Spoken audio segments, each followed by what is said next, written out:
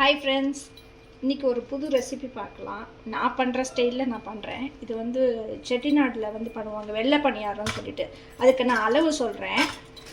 இது வந்து இட்லி அரிசி இருக்குல்ல, இந்த மாதிரி இட்லி அரிசி வந்து ஒரு அழாக்கு எடுத்துக்காங்க.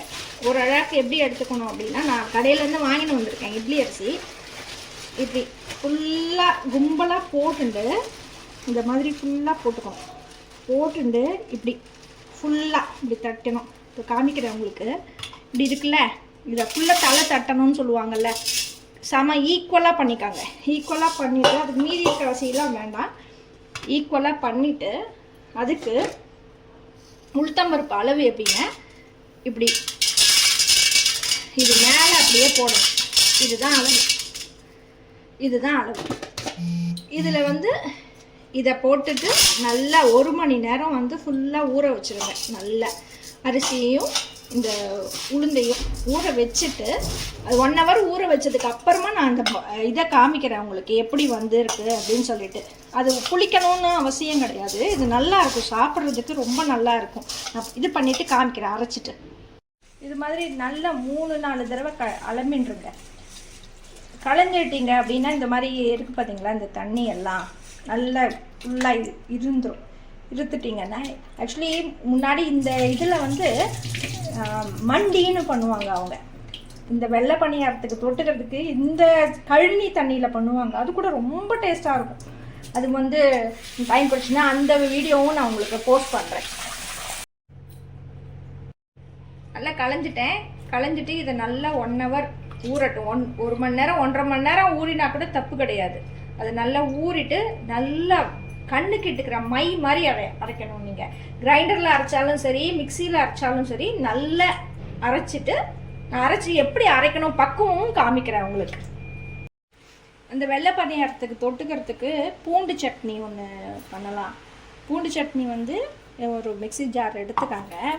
அதுக்கு தேவையான பொருளை வந்து பார்த்திங்கன்னா, பூண்டு, வெங்காயம், ஒரு தக்காளி அண்ட் இந்த காஞ்ச மிளகா வந்து உங்கள் காரத்துக்கு தகுந்த மாதிரி நீங்கள் வச்சுக்கோங்க. நான் இன்றைக்கி ஒரு 6 மிளகா வச்சுக்கிறேன். இது கொஞ்சம் காரமாக இருக்கும், அதனால் அதுக்கு கொஞ்சமாக ஜீரகம், இவ்வளோதான் ஜீரகம் போட்டுக்கோங்க.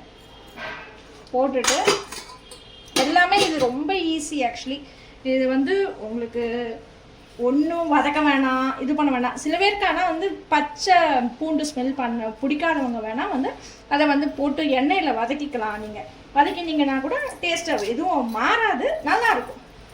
பச்சையாக தான் ஜென்ரலாக இதை அரைக்கணும்.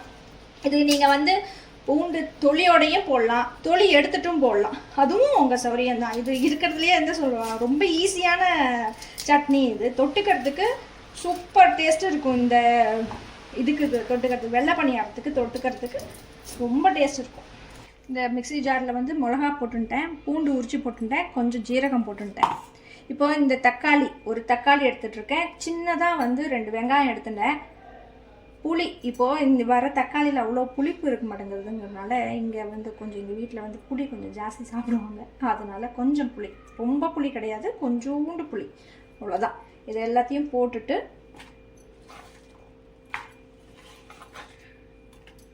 எல்லாம் மிக்சி ஜாரில் சேர்த்தே போட்டுடலாம். அதுக்கு தேவையான உப்பு, அவ்வளோதான். இதை போட்டு அரைக்க வேண்டியதான் இதோட வேலை. அரைக்கிற நேரம் தான் இதோட சட்னி பண்ணுற வேலையே. அவ்வளோதான். நான் அரைச்சிட்டு உங்களுக்கு எப்படி இருக்குன்னு அரைச்சிட்டு வந்துட்டேன். இது மாதிரி நீங்கள் இதை விட பரபரன்னு கூட அரைச்சிக்கலாம். அது உங்களுக்கு நல்லா குறகுறன்னு பிடிக்கும் அப்படின்னா நீங்கள் குறகுறவும் அரைச்சிக்கலாம். வெள்ளை பணியாரம் கொஞ்சம் இதாக இருக்கிறதுனால நம்ம இதை தொட்டுன்னு சாப்பிட்றதுக்கு அப்படி தான் இருக்கும். பரபரன்னு அரைச்சிங்க அப்படின்னா 1-2 அப்படி அங்கேயும் இங்கேயும் போயிடும். இதில் என்ன பண்ணணும் அப்புறம்னா, ஒரு அடுப்பில் இழுப்பு சட்டி வச்சுட்டு நல்லெண்ணெய்,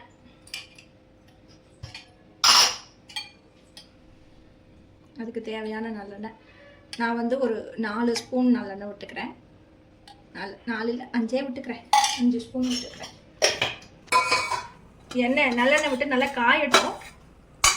காஞ்சதுக்கு அப்புறமா வந்து உங்களுக்கு கடுகு, இதுக்கு தேவையாக கொஞ்சமாக கடுகு போட்டால் போதும். கடுகு போடணும்னு கூட அவசியம் கிடையாது, டேஸ்ட்டுக்காக நான் போடுறேன். நல்லாயிருக்கும், போட்டால் நல்லாயிருக்கும். இந்த கடுகு வெடிச்சதுக்கப்புறம் கேஸ் ஆஃப் பண்ணிவிடுங்க.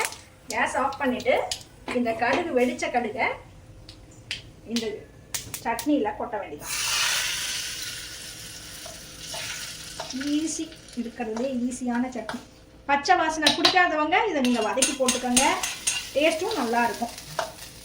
இது எப்படி இருக்குன்னு நீங்கள் சொல்லுங்கள் டேஸ்ட் பண்ணிவிட்டு எனக்கு. அண்ட் இதுக்கு குழிப்பணியாரம், குழிப்பணியாரம் இல்லை, செட்டிநாடு வெள்ளை பணியாரம். இது ஈவன் குழிப்பணியாரத்துக்கு கூட சூப்பராக இருக்கும், நல்லாயிருக்கும் டேஸ்ட்டு தொட்டுக்கிறதுக்கு. 1.5 மணி நேரம் அது ஊறிடுத்து நன்னா. அது மிக்சியில் போட்டு கொஞ்சம் உப்பு போட்டு அரைச்சிட்டு வந்துடுறேன். அரைச்சிட்டு எப்படி அரைக்கணும், எந்த பதத்துக்கு அரைக்கணும் அப்படிங்கிறதையும் காமிக்கிறேன் உங்களுக்கு. அரைச்சிட்டு பார்க்கலாம். அரைச்சின்னு வந்துட்டேன். பதம் பாருங்கள், இந்த மாதிரி இருக்கணும்.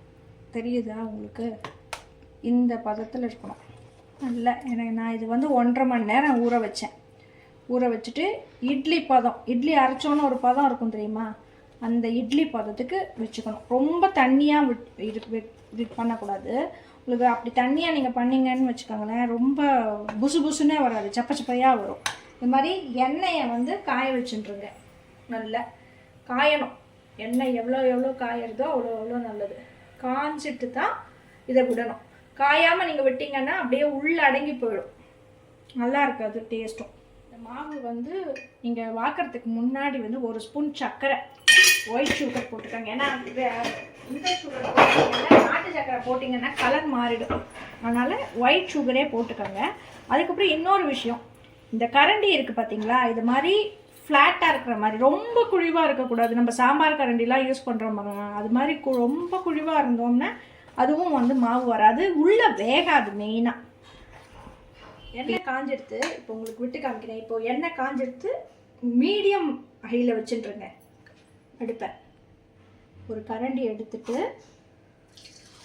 உள்ளே அப்படியே நீங்கள் வேறு எதுவும் பண்ண வேணாம், அப்படியே விட்டு வச்சிங்கன்னா அதே மேலே எழும்பி வந்துடுது. தெரியுதுங்களா உங்களுக்கு?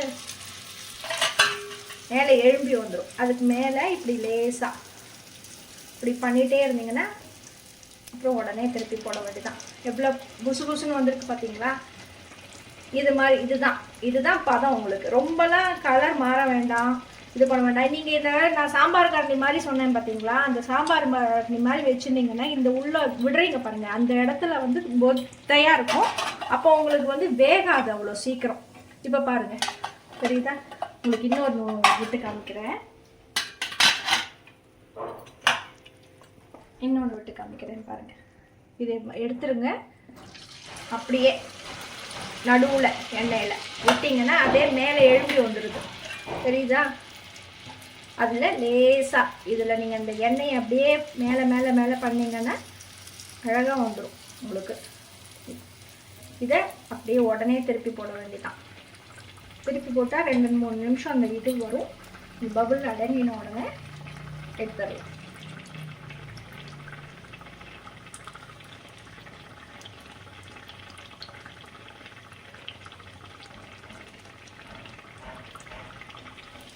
நீங்கள் எடுக்கும் போதே உங்களுக்கு தெரியும், இந்த இப்படி எடுக்கும் போதே அந்த லேசாக இருக்கும்.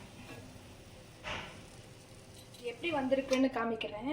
இந்த பாருங்கள், சாஃப்டாக இருக்கும், நல்ல உள்ளேயும் வெந்திருக்கும் நல்ல.